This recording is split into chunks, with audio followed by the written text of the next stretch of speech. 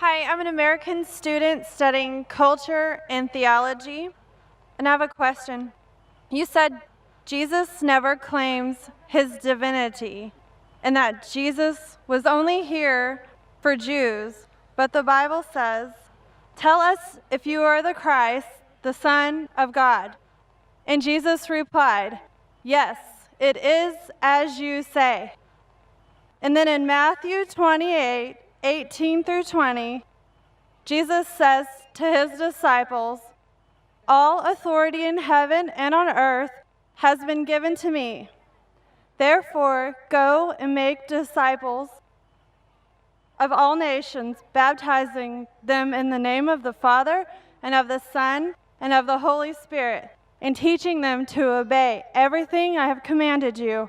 And surely I am with you always to the very end of the age." Sister has quoted two verses from the Bible. The first one, if I'm mistaken, you said that Jesus claimed that you're Son of God. Did you say that, sister? Yes, sir. Son of God. And second, she said that Jesus said, "Go to all the nations." What she's quoting is the ending last portion of the Gospel of Matthew. If you go earlier, sister, it's mentioned in the Gospel of Matthew, chapter number 15, verse number 24. He says to the apostles that I have been sent not but to the lost sheep of the house of Israel. What you quoted, according to the scholars of the Bible, what they say, that is an interpolation. But whether it is or not, I don't argue. But then there's a contradiction in the Bible.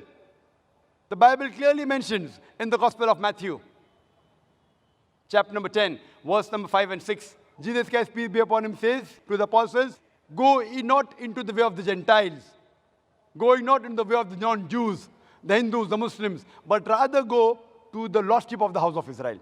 As far as the first question is concerned, that Jesus Christ, peace be upon him, said that I am the Son of God. Sister, do you know, in the Bible, God has got sons by the tons.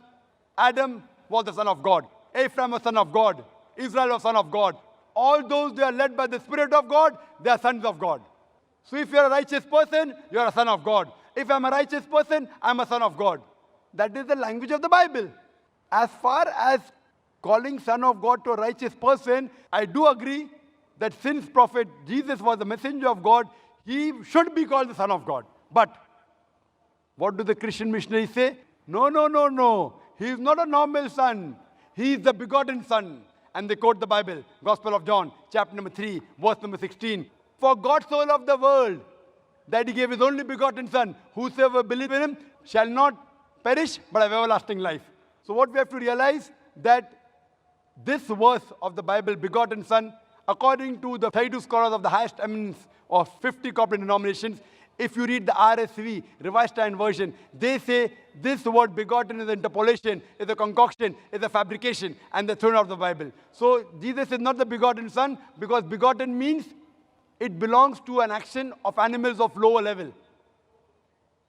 So he is verily the Son of God. Son meaning a righteous person, we have no objection, but he is not the begotten Son. Lam yalid wa lam yulad. He begets not, nor is begotten. I hope that answers the question. Wa akhiru da'wana alhamdulillahi rabbil alameen.